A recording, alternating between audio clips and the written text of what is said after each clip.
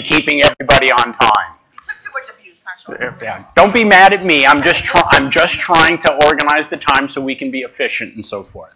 Okay, so we have now with the police and fire presentations, we've wrapped up the state of the organization. There was, going back to yesterday, there was the City Manager Santana with a budget overview, and then from the umbrella citywide perspective, operational priorities and constraints, and then each of the individual departments.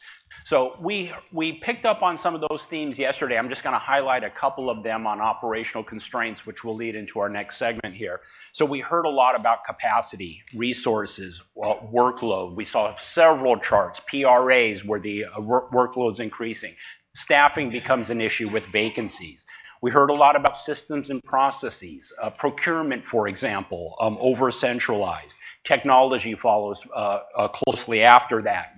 A lot about paper and manual and trying to move over into more technology. We heard a lot about space, the limited space, office space for staff, collaborative space for staff.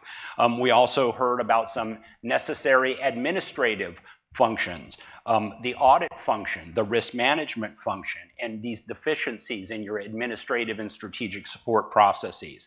So that doesn't cover everything, but it does highlight several of the themes that were citywide, but also we heard that from individual departments. But I also don't want to lose sight of what the city manager said yesterday. This is a very resilient organization. And in spite of all that, still doing quality work, still providing quality services to the community in the midst of all this. And so, as I've heard the city manager say, good solid bones here to build off of.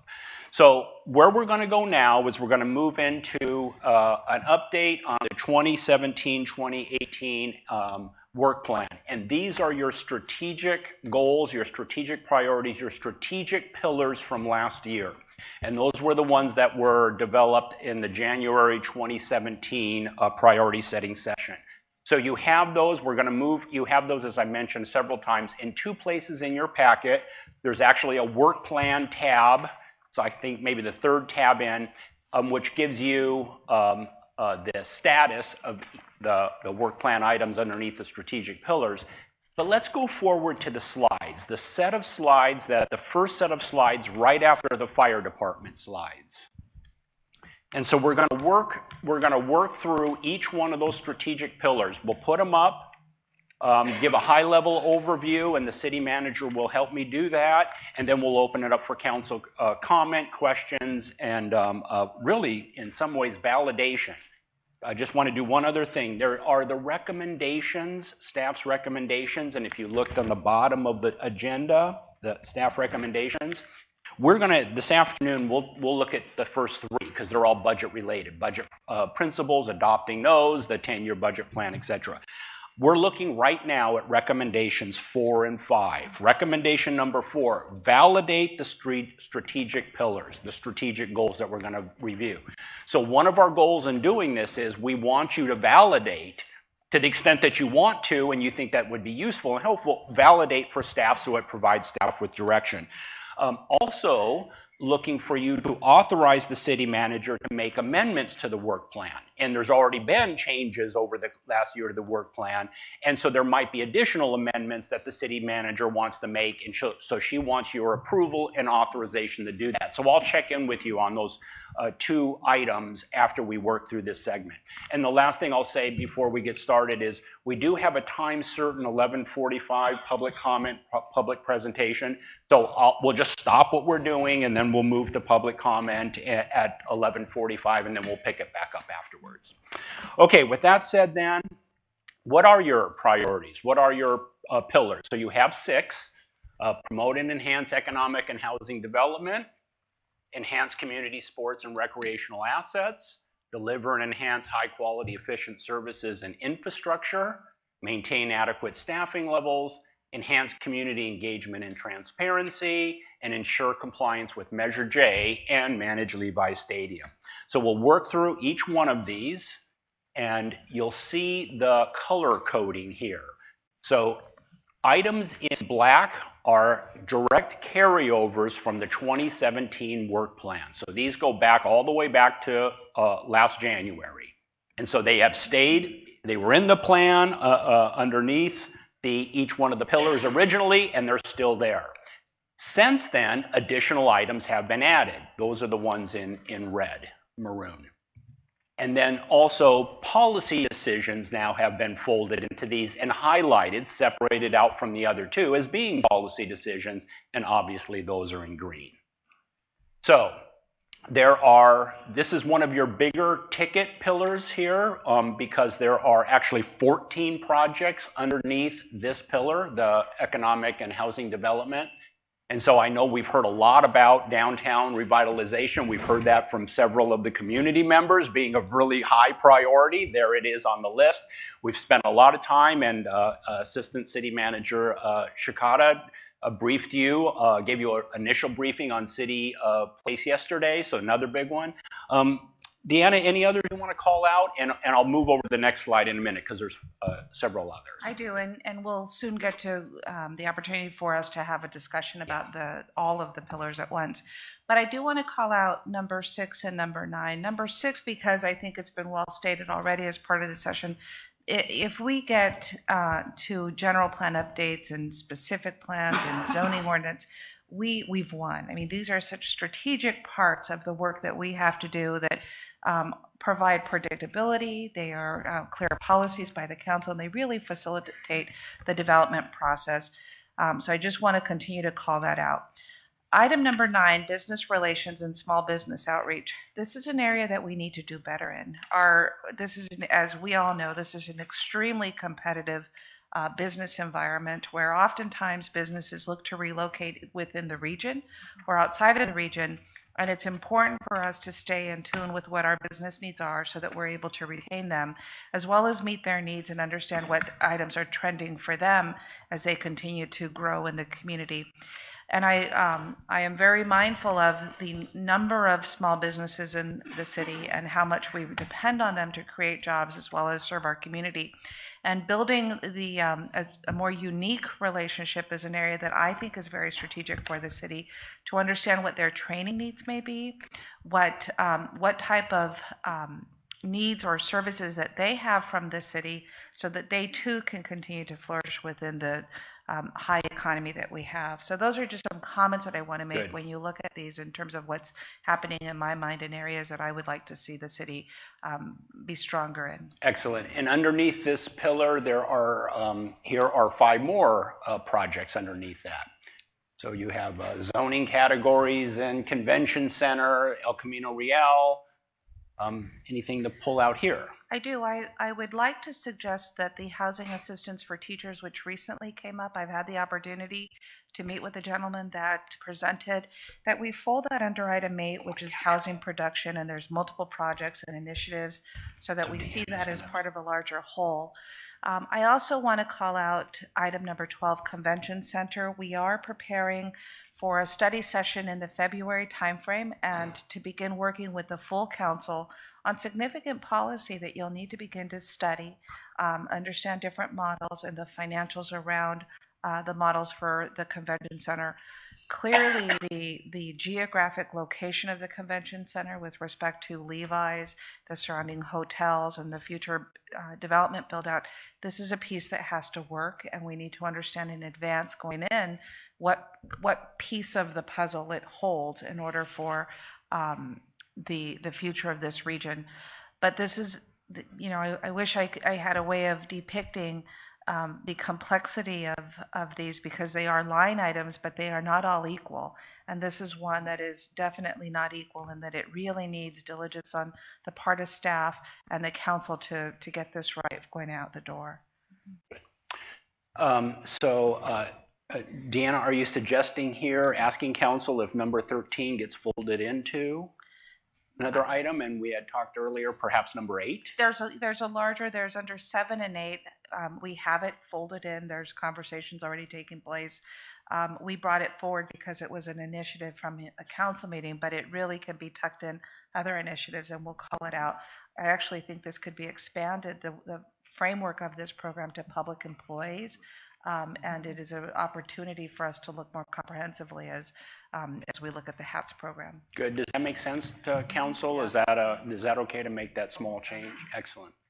And then if there's nothing else on this side, you know, you have questions. Yes, Mary Gilmore. What is the complete El Camino Real retail assessment? And I know El Camino's in our specific plan. I know there may or may not be related. Is there an actual retail assessment going on? Okay, and obviously we have or staff could we here. fold that into perfect. something else? Yeah. It's on here. I'm looking for it quickly. Oh, I'm sorry. It's number 11.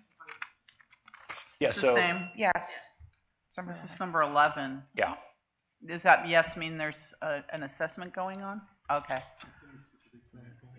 It's in the specific plan because I know we're talking about specific plans under initiate general plan update and specific plans. Right.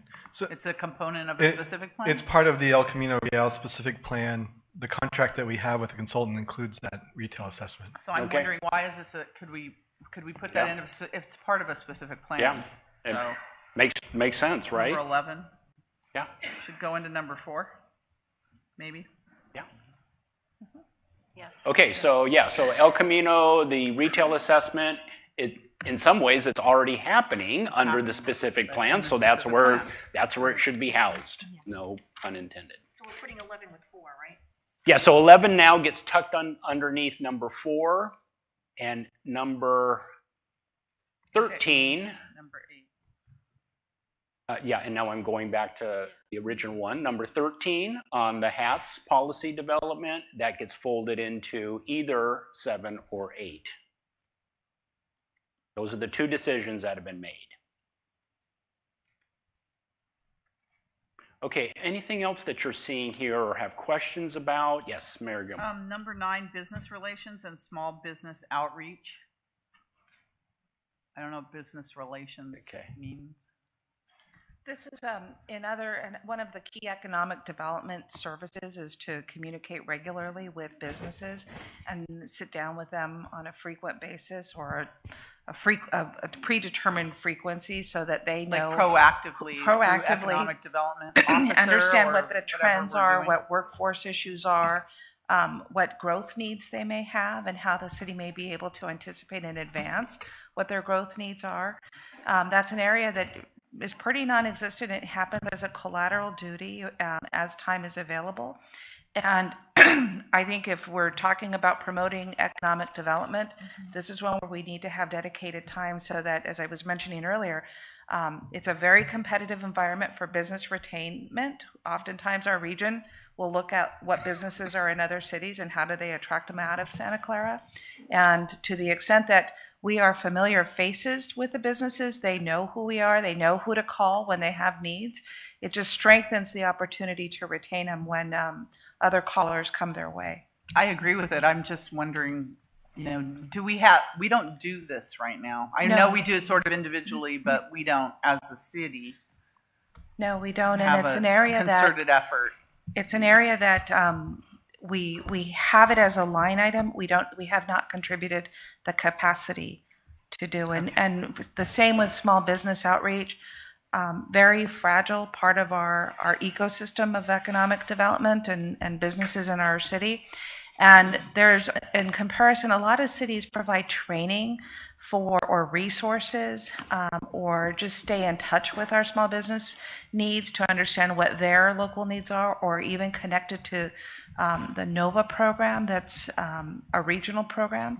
And I think there's some work there that we can do to strengthen our small businesses and just be tuned in with them as they continue to try to make Santa Clara better through their small business efforts. Okay, great. Thank you for that explanation. Excellent. Okay, Council, other questions, reactions to any of the items underneath this strategic goal pillar? Good, looking good. Excellent. So we move forward into the second pillar, enhance community sports and recreational assets. And so we heard a little bit about this yesterday from the Parks and Recreation presentation and some others as well.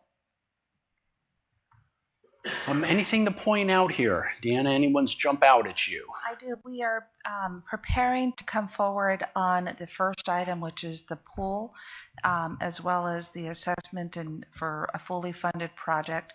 We're coming forward on February 20th with a study session where we'll be bringing forward some of the surveys and some of the initial approaches of how we move forward with the survey outcome.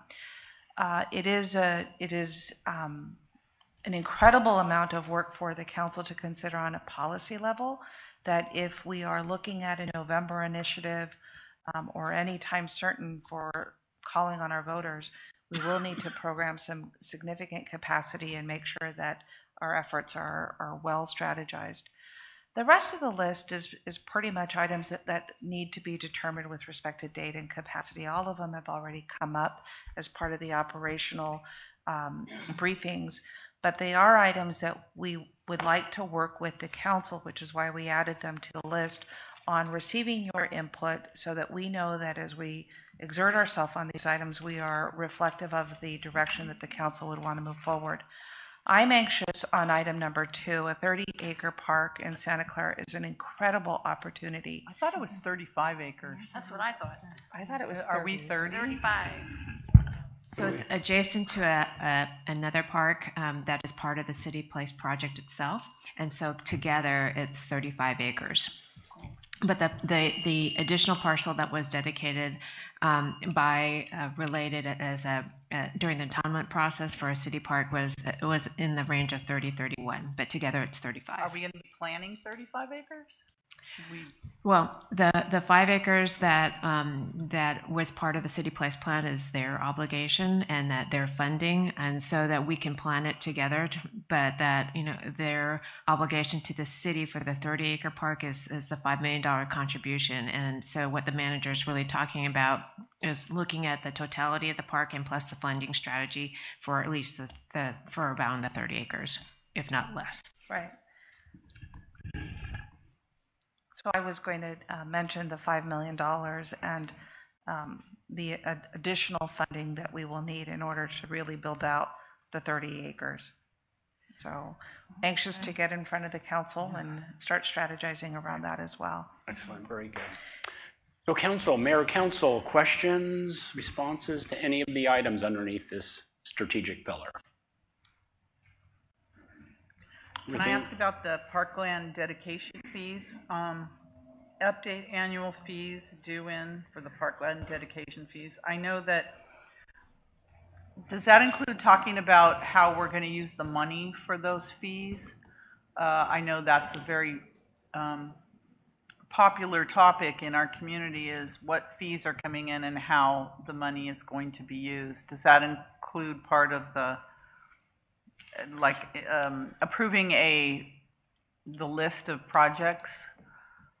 Do we tie in the fees with the actual projects with this bullet, or is it just we're talking about fees only where we update them for appraisal of property? So the item itself is the annual update of the fees that comes forward as part of the annual budget process. And in your annual budget process, you do have an itemized list of things that you do spend those fees on. So Jim, it's automatically at a certain point in time, the fees are updated based on appraisal values of land in the general area. So we're doing that automatically. So it's why is this a goal? By resolution. Pardon me? You adopt the fees by resolution, and you set your priorities of what you spend it on, or the allocations through that budget process. But those are policy decisions. What I'm saying is the fees is an automatic process. We wouldn't need to put it on as a goal because it happens automatically. But so what is this? So it is to look at it in the context of all the other TBDs on the list on the page. So this is a piece of reinvesting back in our parks, right, and addressing some of the gaps. But we need to look at the annual fees with respect to what's on the list that we yet don't have funding sources for, or that needs to be addressed in the near future so that we can start to stabilize our investments in parks. So it's more about how we're using the fees as opposed to the actual fee, charging the fee, which is automatic anyway. Right. Okay, thank you. Good, great. Very good. And so that's just a great opportunity to just check in on these. So yesterday in the city manager's presentation, she had the iceberg and the 10 to 20% that's above the water line. These are special projects above and beyond the day-to-day stuff that has to happen. So all of these that we're seeing here should be above the water line, right? And that was a great question, Mayor Gilmore. Wait a minute, isn't this one below the water line? It was another way of asking it. And so no, it is Thank actually. you, I could have saved some words by just saying that, I guess. Okay, very good, excellent. Good. Anything else here on this strategic goal? Okay, moving on to the next one.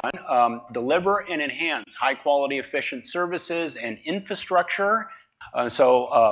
Beginning the infrastructure assessment, and then obviously there's funding aspects here. Others you want to call out?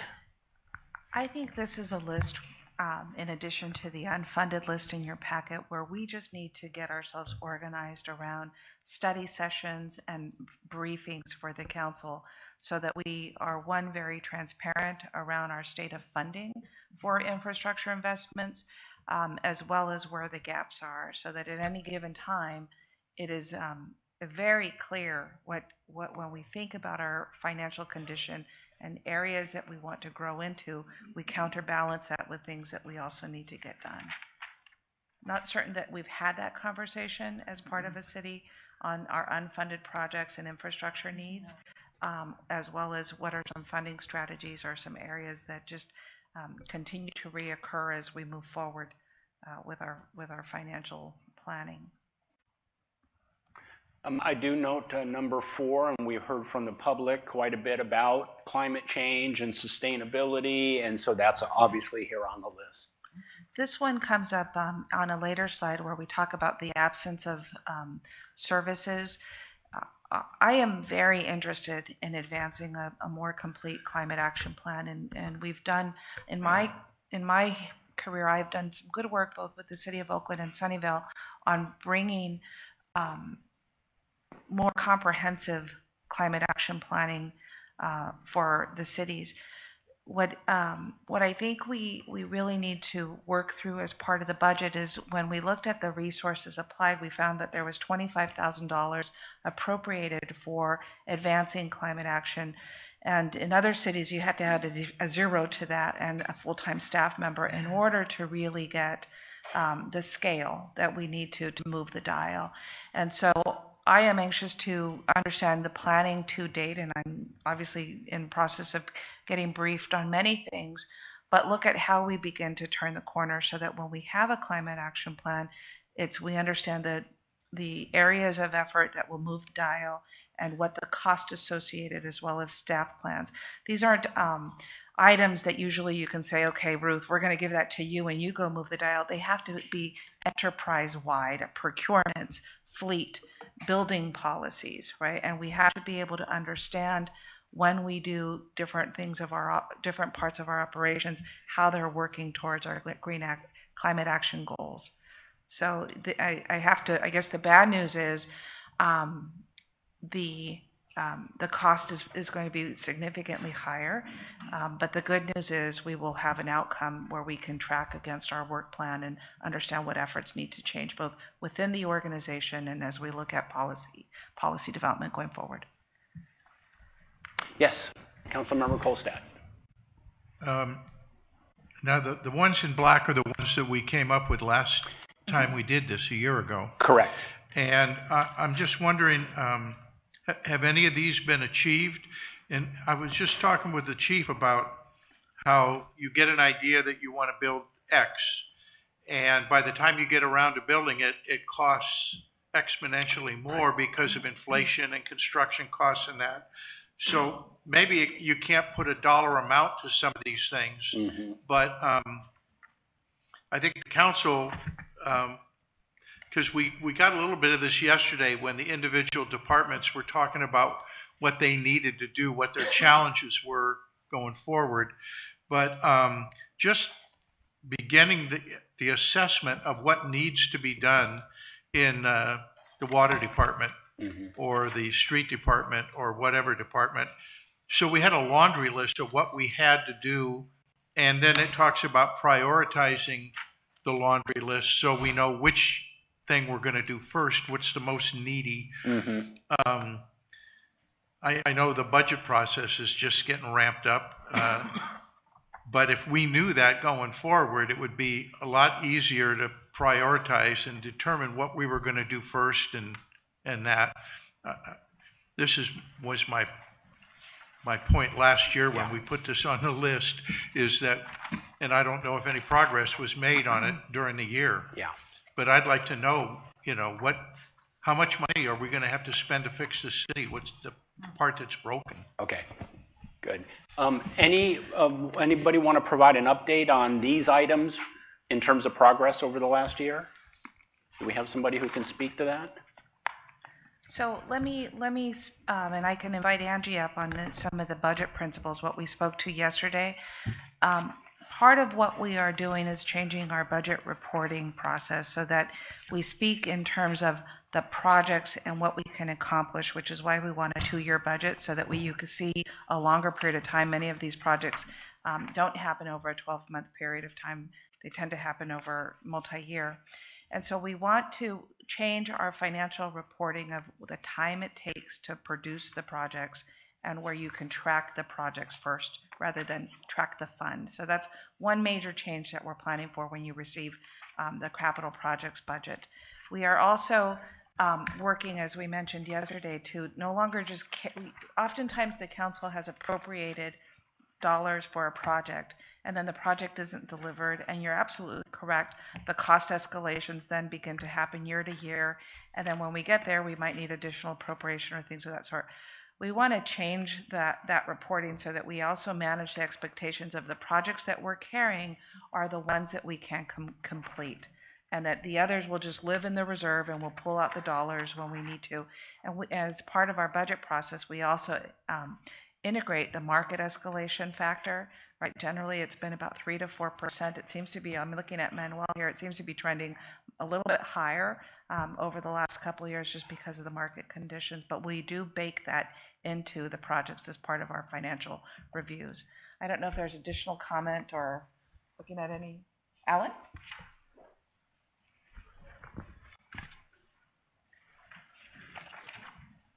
So as the council may recall, back in February, we did a more comprehensive look at the infrastructure. We used the American Society of Civil Engineers criteria on infrastructure grading, and a series of projects were developed and created from that, and then additional items were supported by council to do facility condition assessments. As the city manager mentioned, one of those being the convention center, city hall, the police station, some of those facilities and buildings. So as the budget goes through with this new higher direction and focus, we're looking at those projects, the funding source, and then how those can be accomplished in the time frame we're talking about. Not only in a beyond the 6-year window that we used to have, but this 10-year window. So there is significant progress to date. For example, looking at just the bridges and potential federal funding and grants, so we're folding those in as part of the capital budget process. The one last item I would add is just as part of the capital budget process, one thing you will notice are much more specific project descriptions that really give you a perspective on, with the amount of funding that's currently available, how much work can you actually do. An example of that would be, currently, we have a lot of playgrounds that need to be updated, but if we have a certain amount of funding, we want to be clear in the project description is this amount of funding will allow us to do this many playgrounds, not the whole list that might be described within it. So we want to be much more specific on that. So that helps with the decision-making process of how the dollars get spent. Expectations as well are measured. Yeah. That's correct. I think in the past, we kind of like threw that wish list out there and then figured that you guys would just figure out how we fund all that. So this is better. We understand what is available, where the revenue streams are, and how we're going to achieve these goals within this 10-year, because we never did that before. It was basically year to year. So. Excellent. Other comments, reactions to the items under this I should goal? disclose that on item number 5, I put the CRM implementation. We talked about the multi-systems that we have and the lack of analytics, and so I added that in there because it is, as well as records management and e-discovery. These are all programs and software systems that enhance our quality of service. I'd like to try to see if we can identify funds on a one-time basis as part of our budget. Good. And, as we think back to yesterday and even this morning on some of the constraints, you'll see that so many of the staffing issues, and we'll come in a minute, the space issues, they're included in here.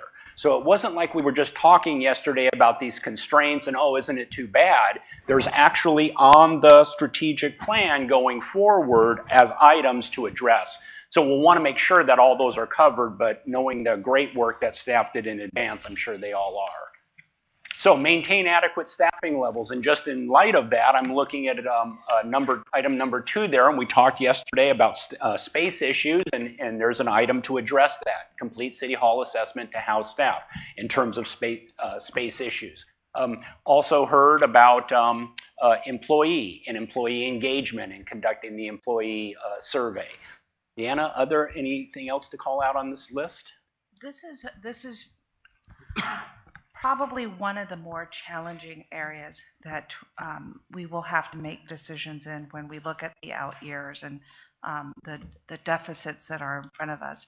And they're challenging this is why we put our fiscal outlook out, when we understand that our budget is 78% salaries, which means that when we look at the out years, the cost efficiencies, absent revenue opportunities, which is why I said we've got to walk out of here with a revenues opportunity initiative. This is where we will balance the budget from. And so there's a lot of pressure already with respect to staffing, issues of recruitment, issues of being a competitive employer in a very competitive market for public service workers. You've heard about some areas where it's just difficult to recruit.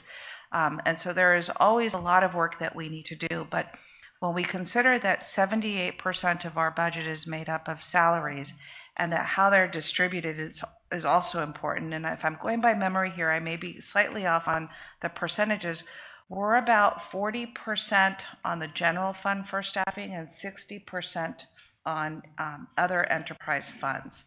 I'm looking to see if that's a little bit, we'll get that number figure, but I'm going by memory here. Which means there's a lot of pressure on how we look at moving forward if we have a general fund projected deficit. So we've already started proactively, administratively looking at position control. Every vacancy is scrutinized before we go and advertise it for recruitment, because oftentimes vacancies don't happen in areas where you need them to happen. And so we've already looked at position control management so that any position that we fill, we understand clearly the impact to service and the need for service. I did include here, because I think we do have to have a conversation, we've prepared slides for this later on, is item number 6. We talked about the lack of contracts management systems and issues of certification and risk management, procurement and the impacts. These are areas that we'll have to clean up, and we'll have to look at the resource needs within the organization and how we either build capacity or assign new resources to them to fill those needs and gaps in services. Questions, reactions, suggestions, recommendations on this goal? Okay, looking good, and moving forward into community engagement and transparency. There's the survey, to conduct the survey, satisfaction survey, develop standards, social media, new item added in.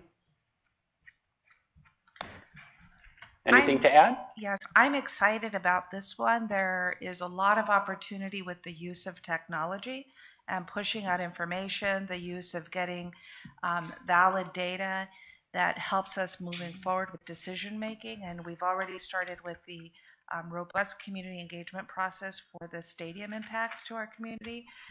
We'll be bringing back information in February on some baseline data. I think that the model that we put in place for that community engagement effort is a good model moving forward in terms of understanding the need to be robust in and comprehensive in our effort. So I think we're off to a good start on moving forward on many different areas of enhanced community engagement. Social media obviously is an area that is moving very quickly that we are playing catch up to, but I think it offers a lot of opportunities for increasing communications with the public and pushing out information of what's happening within the local government. Good.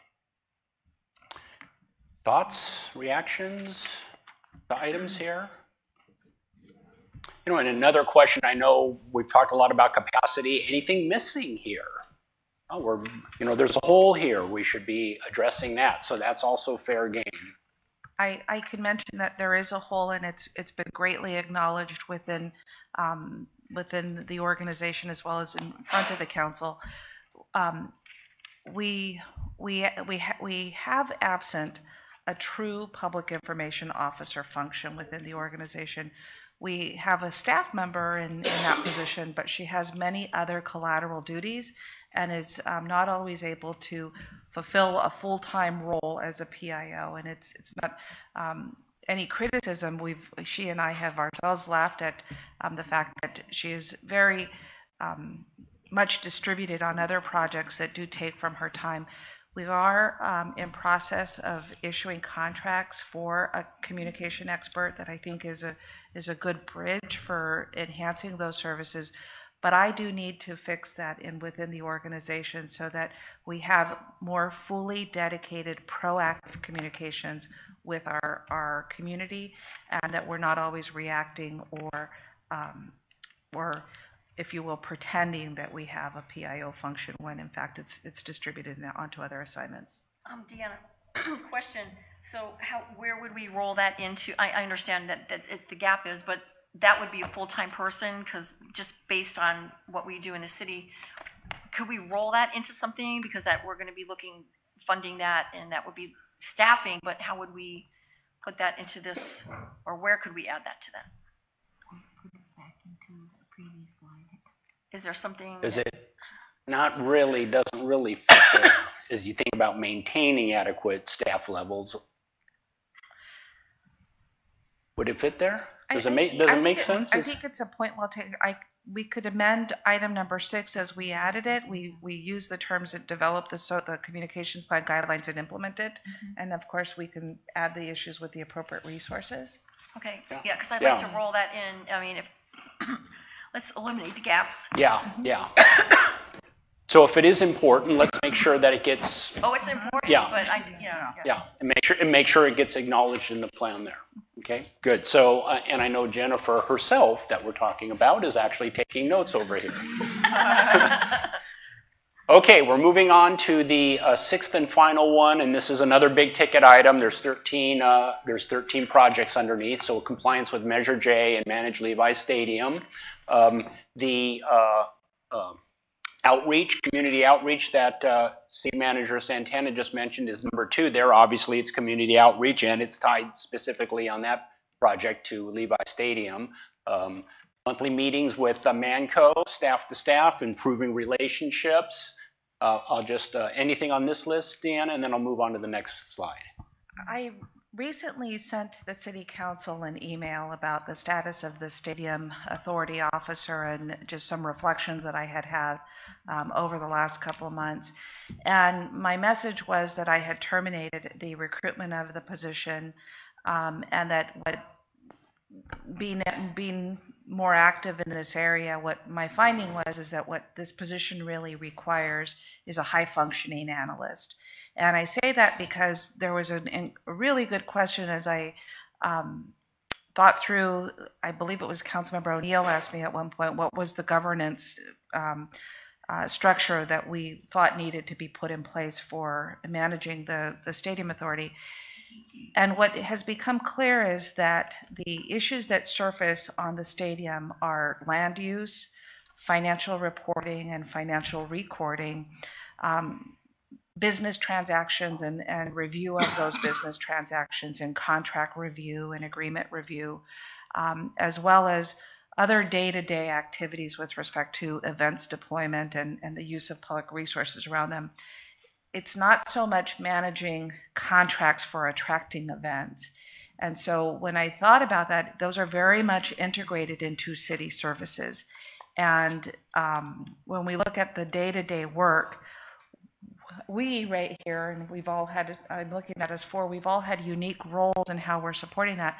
We really need just a high-functioning analyst who is a good report writer that can staff us here as we continue in that manner. And if the role begins to change, just given the place and time that we're at, I will certainly call that out. But for right now, I think the most efficient use of our limited resources is to hire an analyst that helps us with the duties that we've already begun to absorb.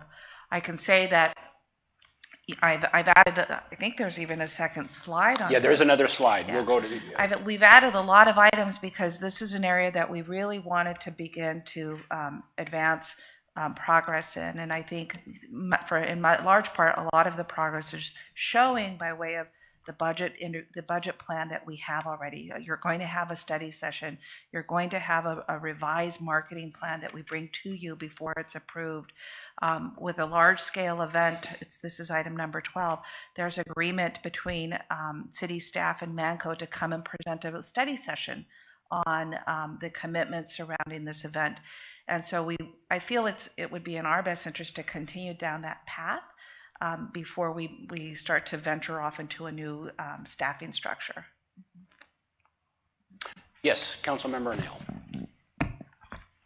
Yes, so thank you for that extra explanation. So one of the things that I think is perhaps missing on this, and there's the marketing plan, which is a very key document, but in some of this is conversations that I had with Al Guido over the last summer. I met with him a few times, and to talk about like items of concern, about things, and I brought up a few things, and he says, oh, I've been working on that, and I've been working on that, and I said, well, those are things such as, to give off a couple of them. The issue about the lack of shade in the stadium and the discomfort it causes to guests.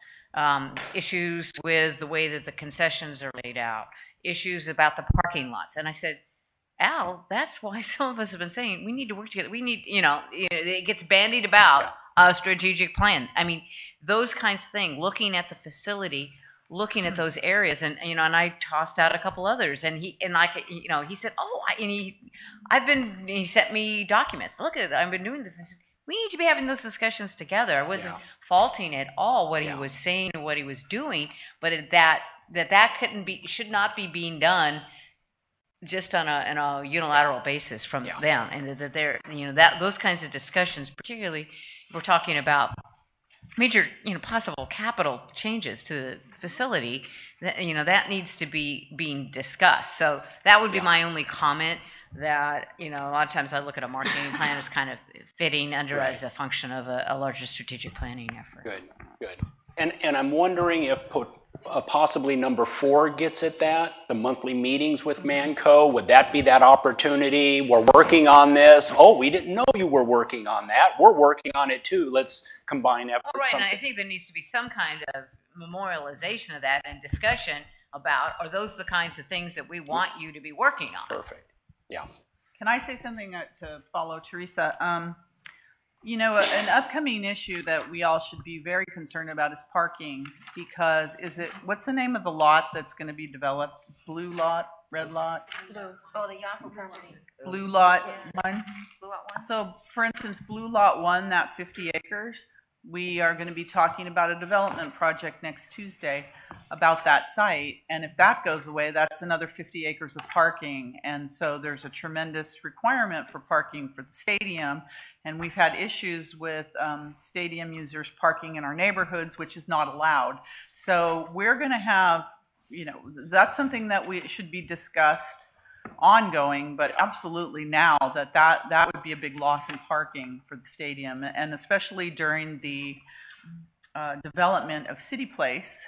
There'll be, I know, some parking in City Place for the stadium that's been negotiated, but certainly not all the parking. So we're going to have, as the team gets better and more people actually attend the games, there's going to be a more requirement for parking that we didn't have to deal with in the last couple of seasons. I think we're hoping they do better, so there'll be more people and more. The parking issue really needs to be addressed now and ongoing. So I think that has to be something that comes to the forefront, because that's an absolute, affecting our neighborhoods, that we don't want to have to deal with that in our neighborhoods. So there's that, and then there's, the other issues, like all the audit issues have to be addressed, which I see that's all there, but some of the revenue that we're supposed to be receiving back from the audit findings, that has to come in here somewhere, that, we make sure we get those. And of course, getting all the legal documents we're required to have. I don't think we have those yet, so we're still, I know that's ongoing, and, hopefully won't end up in court, but may end up in court. But all of those day-to-day issues. Right. The monthly meetings, we have never really heard much about any monthly meetings with Manco. So we're hoping to get, I think, more reports for the council and the community as to the results of those monthly meetings as well.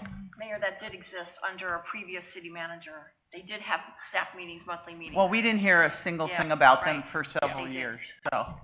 One of the audit requirements requires that we disclose the meetings that we have, and so we are preparing for that in order to implement. So you will be receiving, my calendar is already publicly posted, but you will receive through the Stadium Authority meeting process, the meetings that we're having and the progress on agenda items that we're making.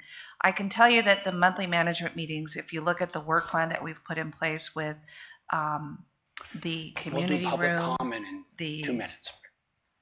The community room, the build out of the office, document review process, other marketing plan, the concessions RFP that is coming forward, as well as the budget with the study session and the study session on the national event. Those are all outcomes of our monthly meetings and preparing to report to the board. We wanted to get that far. The issues of parking and sequencing as it relates to the City Place project, as well as other development projects, and issues of the facility itself. Those are really part 2 of the year, so that we can first get through these key milestones that have hard dates on them, and to stabilize and bring those forward. I also want to make a real positive announcement, because it's proven to be really needed, but the office itself is now functional at the Stadium Authority, and we actually are working out of there. We're warming it up a little bit, but staff is out there actively working, as well as Angie, Brian, and I have each had opportunities to be out there for a significant period of time. Good, so are we making progress on number 6? Yes, last item is you will also receive a briefing and an update on the community room on January 30th. January 30th? Yeah, and some direction for us for the March budget. Excellent. Good. Yes, Vice Mayor. Yeah, thank you, Sean. Adding on to what the mayor said about parking, I think transportation it needs to be added in as well. Okay. I know Manco was working with VTA and tried to roll out a plan with VTA, and frankly, it was not rolled out in a very it wasn't promoted well, and so I think there are definitely ways that we can explore transportation as a way to not have to worry about parking and also just get cars off the road. So transportation definitely needs to be worked on as well. Excellent, very good. Good. Anything else on this pillar, this strategic goal? Hearing none, that takes us through all 6, and I know we're going to go to public comment, but before we do that, I'm back to staff's recommendation. It sounds to me like we just validated the strategic pillars. We have agreement there, and do you authorize the city manager to make amendments to the work plan here? As we've seen, so these would be the red items that would come in, the additional items that she would, with her staff, determine as being necessary. I'm seeing nods around the table. Excellent, very good. Okay, great work. Now we're ready for public comment. All right, I have a couple cards, and we'll start with those. The first is Dr. Kailash Gupta, and second is Rod Dunham. Welcome, sir.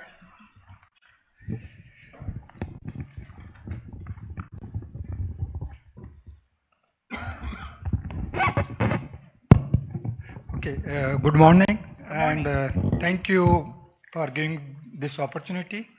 And I've been listening, and I want to reiterate what the city manager said, that city is a resilient city, and I'm a resilience activist. I've got a PhD in disaster management and information science from University of North Texas. I've written a textbook on disaster preparedness for Indira Gandhi National Open University, which is the largest number of students. And I've done a National Science Foundation funded research after disasters in many countries. And and I'm visiting faculty at Indian Institute of Management, Ahmedabad, which is #1 business school in India. I started with Harvard Business School. So I just wanted to establish my credentials. And I want to talk about I heard about the fire department presentation.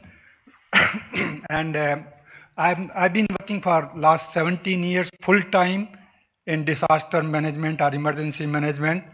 That is 24/7, 168 hours per week. It's not 40 hours per week, because when I sleep also my subconscious mind. So Ours too. Okay. Because 40 hours of people work who are paid, so nobody pays me. Anyway, so we all know in February last year in San Jose, there was a floods and a lot of disaster happened, and a lot of it involves human beings, cost and infrastructure. Now, in Santa Clara City, emergency management department is housed in fire department. So, which is my recommendation is, San Jose has also done. Earlier they were in the fire part of the fire department, and they have moved independent. In the Santa Clara, we got 45 staff members who are in emergency operations center out of the 167.5 full-time employee in the fire department. So my suggestion is that to have a emergency management department separate, directly reporting to the city manager. And I am a management organizational expert. I am willing to, may I have attention, city manager, may I have your attention, please? Because I want to, so I'll repeat, sorry. I've got a limited time, so I need full-time attention. And I've been listening for 1.5 days, and I've not spoken before, so kindly give me attention. So my suggestion is to move emergency operation department, that is 45 employees, out of the fire department, and the head of the emergency operation department directly report to the city manager to give it importance. This has also happened in San Jose. And I am an organizational expert. I am willing to offer my help to how organizationally and management-wise, how to restructure and move into that. So I am offering my services. And thank you, sir. If you could please just wrap up so we yeah, can I'm sure. Yeah, but sure. I got the. I know. I'm allowing extra time. Go ahead. Yeah. Okay. Thank you. So no, I'm willing to work, and EOC operations also. I've been doing full time, and I've got a non-profit. And next week, 25th to 29th January, there is going to be very big Jaipur Literature Festival in Jaipur city of India, 4 million people, which is 100% free. And Nobel laureates, Booker Prize winners, and leading thinkers go there, and I'm coordinating remotely from here with our organization, disaster management partner. You can see online also. So I'm willing to work with the city and the emergency operation department to help them in improve training, skill, and move forward. Thank you very much. Thank you very much for your testimony. Rod Dunham, Rod, come forward, please. Welcome. Hello, check. Hello. Good morning. We're still in morning. Yes. My name is Rod Dunham. I am a third-generation Santa Claran, and I am the founder of Reclaiming Our Downtown. On behalf of our 2,200 members, I want to take a minute to thank the mayor, our council, the city manager, Santana, and her team, planning staff, and the citizens of Santa Clara for your enthusiasm, your ideas, and for your vision. Over this last year, we have seen tremendous growth and momentum from Santa Claras who want their original downtown Santa Clara returned. There have been no downtowns across the United States that have been completely demolished and rebuilt. This has ignited interest from urban planners from all over the nation that want to be part of this history. In our research, the name Bruce Lindstrom kept coming up, either through national publications we were researching or word of mouth. Bruce was responsible for overseeing the rebirth of downtown Mountain View, Redwood City, and Cathedral City, California. Since October, we've been working with him on best practices. The main issue for our group is that we have gotten to this point before and have stalled. As one executive at Santa Clara University put it, we hike up this hill to get to a chasm and simply stop, and the downtown never is realized. Bruce's advice to bridge that chasm: begin with the end in mind, determine the desired outcome. 2, the formation of a task force comprised of members from Reclaiming Our Downtown, the Old Quad Association, Santa Clara University Management, Santa Clara Council, City Management, Stand Up Santa Clara's, and countless others, with the goal of coming to a shared community vision for the original downtown, followed by a precise downtown plan. As Deanna mentioned yesterday, the city lacks resources and management grip. Our group and the Old Quad Residents Association feel that the formation of this task force must be a priority for downtown and will work on this issue. The volunteer groups like ours are motivated and have created agreement and momentum around our 5 visions for the downtown. In the next week, we'll be coming to you, Deanna, to detail what we'll need from you and the city to make this happen. On a sad note, Bruce died last month. We lost a true mentor and friend to our group and this city. I want to thank him on behalf of our group for his wisdom and truly believe that the steps he has given us will be the bridge that will finally allow us to cross that chasm and beginning returning the heart of Santa Clara to its rightful place, downtown Santa Clara. Thank you very much. Thank you, Rod. That was very passionate, and for all your passion and hard work. Anyone else like to speak? I don't have any other cards. Please come forward.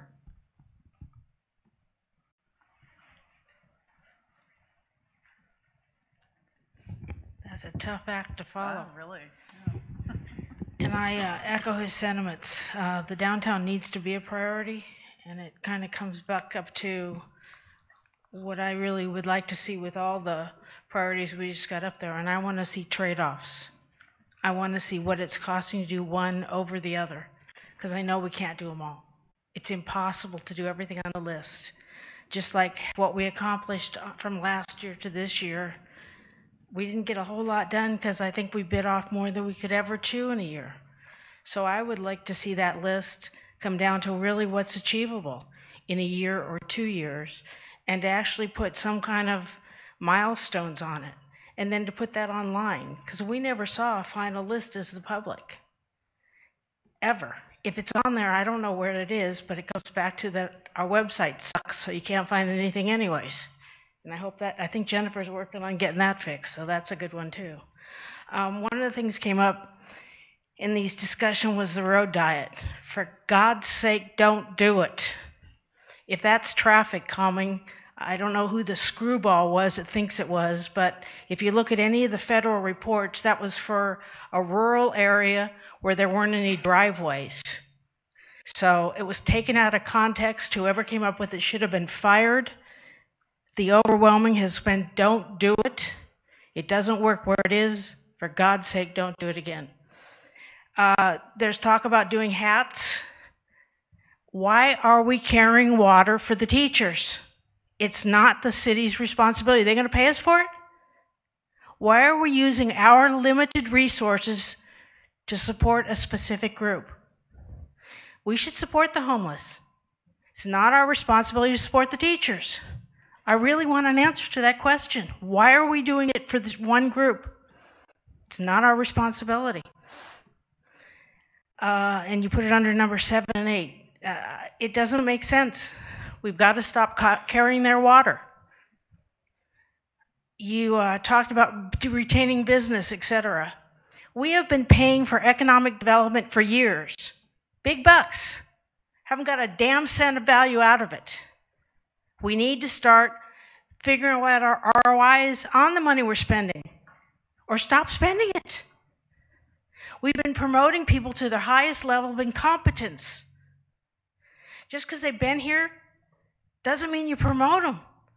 Sometimes they either stay where they are or go somewhere else. We can't afford to have the wrong people in the wrong jobs. We have to stop it. It's tough, I understand that. But a good manager, we need to act like a private company and make those tough decisions. We talk about parks. I never saw any report there that says we're going to report out what our goal is and how we're meeting our ratios. No reporting. There's nothing on any of this that reports where we are. So we need to start showing what progress we're making.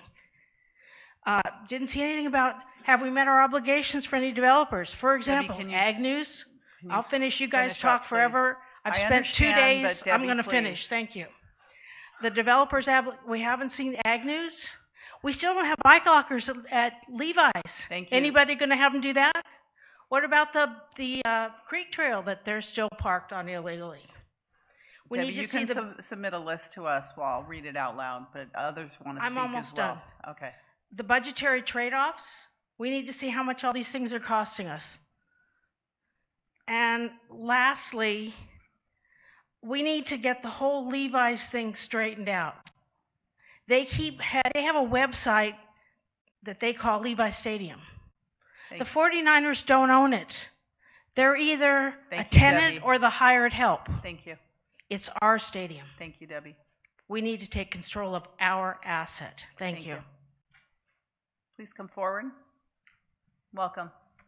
Adam Thompson, President of the Old Quad. Thank you, Council and City staff, for letting us come to this retreat and speak. I'm very happy to see that the downtown is on the top priority. I am still concerned that I think it has been on the priority list since 1963, which is, something that's a little bit concerning. Over the last couple of years, it has gained a lot of momentum with the public. We are looking and searching for this, and we want it. And as you can see, most of the people here today, I think, are actually here to support this this revitalization. And we will help you. We will be your army. We will go out and do a lot of legwork. I know you guys have limited resources, and there are a lot of people who want this. And so all you have to do is ask for some support, and we're here to support you guys. So I want to thank you guys, and have a great day. Thank you. Thank you for your comments. Please come forward. Welcome.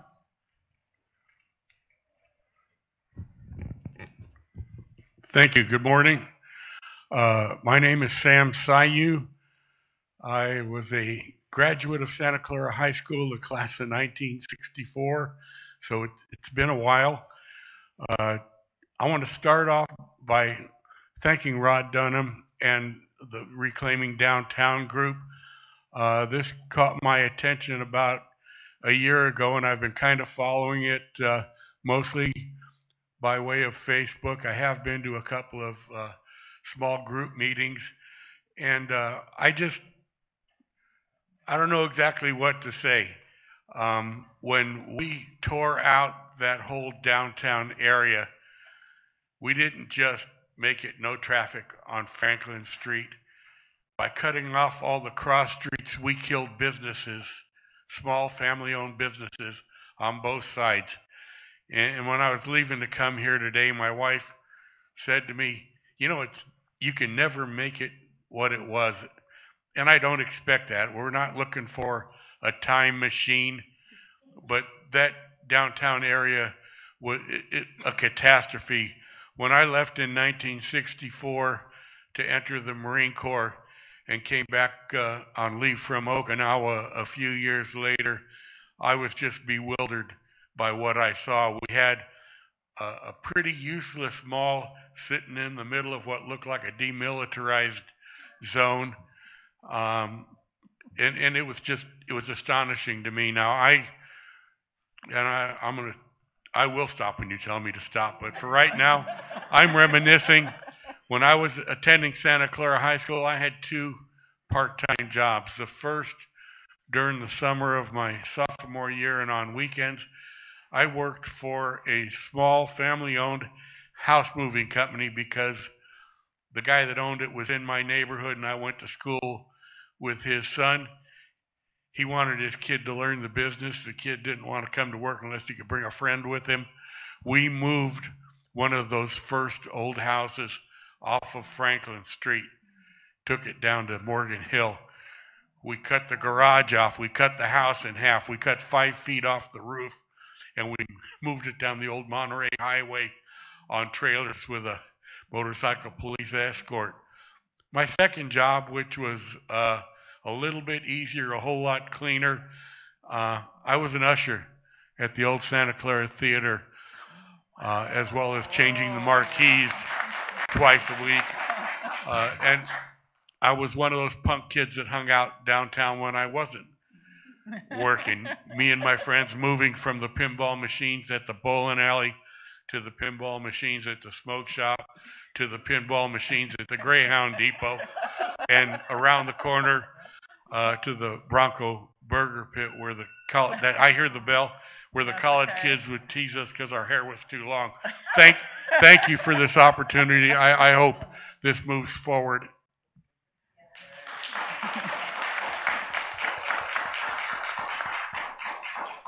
Thank you, Sam, and thank you for your service to our country, and thank you for those memories that you have.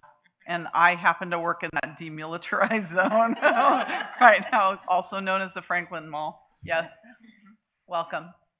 Hey, Hossam Hagag here. It's really good to be back after last year's goal-setting session.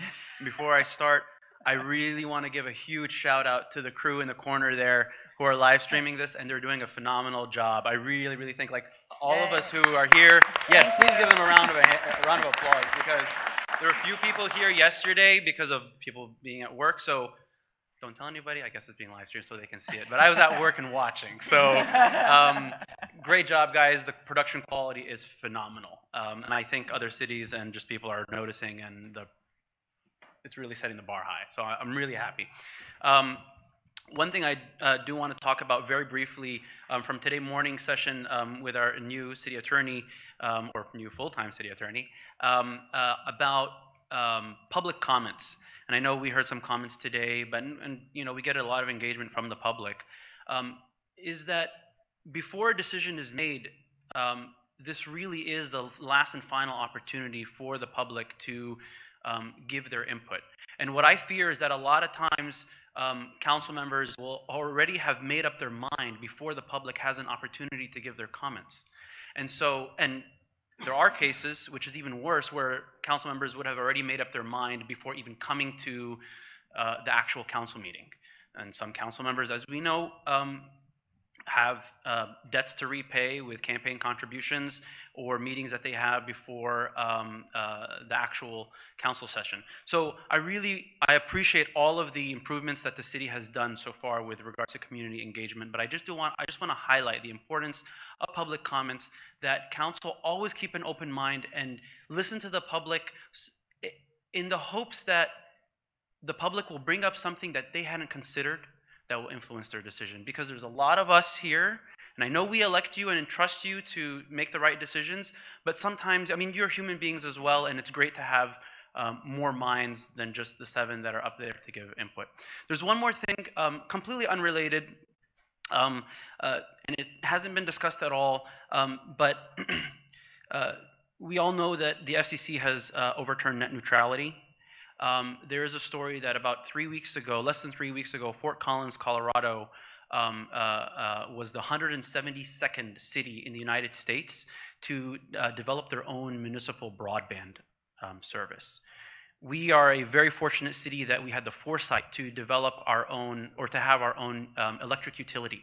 And we can all see the payback, the payoff that that's had for us, and the cities around us envy us for that. I'm not aware of any city in the Bay Area, Silicon Valley, that has municipal broadband. And when Fort Collins worked to get municipal broadband, Comcast lobbied and spent $900,000 at that election cycle to fight the measure. and the community group that were fighting for it spent $15,000, and they won. So I think it's something that we should probably, it's clearly not as high a priority as the downtown. And it's not as high a priority as some of the other things that we have, like our financial problems and the staffing levels. But something like this takes a lot of time, and I did want to bring it up to your attention to think about that, particularly because of the FCC's recent rule to overturn net neutrality. And I think competition, as we all know, is great. And right now, the only legitimate service provider in the area is Comcast, with regards to, you know, having decent speeds. And I did read on Nextdoor and on Facebook that they had just offered a new service for seniors. But there's a problem with that, is that they don't allow you to do it unless you have never been a Comcast customer in the last 18 months, which, as being the only legitimate provider here, nobody qualifies. So I know my time is up, but I did want to kind of put that on your radar. It's something that takes a lot of planning, and you probably should be at least on the list at the bottom, though. Thank you. Thank you so much. Anyone else, please come forward. All right, thank you all for those comments. We appreciate them. Great. Okay, so 12:15, let's break for lunch. Let's take 30 minutes, and then we'll reconvene at 12:45, and I'll be the taskmaster and get us back. Thank you. Back on track.